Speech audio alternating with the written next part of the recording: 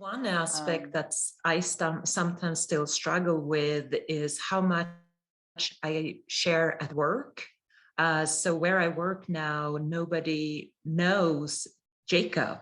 Yeah, so, but I have noticed that if I can share that I had a child living with mitochondrial disease and he passed away, it's always very well received, but it's not something you bring up in a big business meeting. But when you are able to do that, it really shifts. And I have noticed that it can then open up much more openness also in the workplace. But there I sometimes still struggle.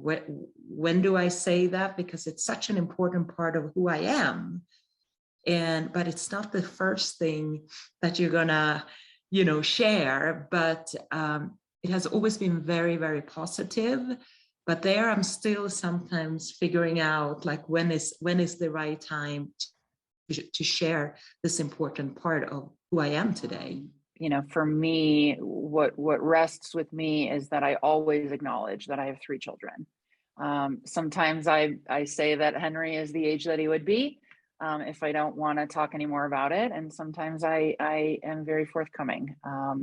And I'm finding that most times I am very forthcoming because I'm really passionate about advocating for normalizing all of this. Kids are not going to stop dying because we don't talk about it.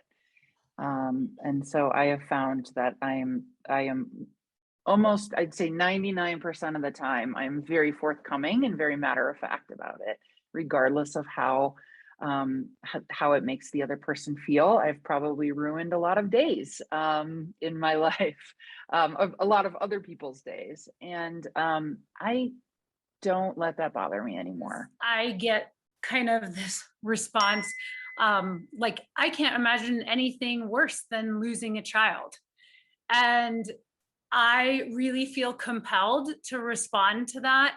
I don't want people's pity. I don't feel good when people say, "I'm so sorry for your loss." I feel compelled to talk to them about, well, if you think there's nothing worse than losing your child, well, I do.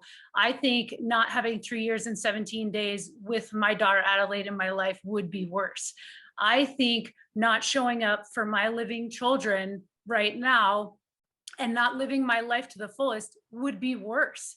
I honestly think, Adelaide never gave up and I never will.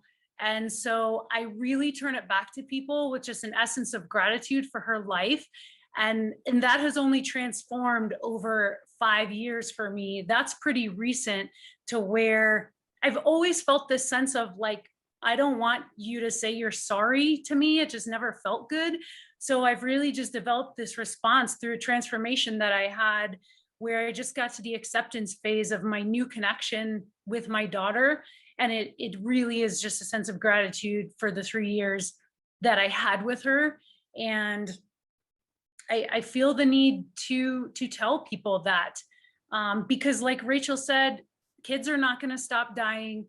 Dying is a guarantee, right? But meaning and purpose are not. So I I feel like when people come at me with that, I kind of speak up sometimes now. And I also struggle with the question of how many kids do you have? And I decide how important you are in my life, whether I tell you if I have two or three, if I want to entertain that conversation.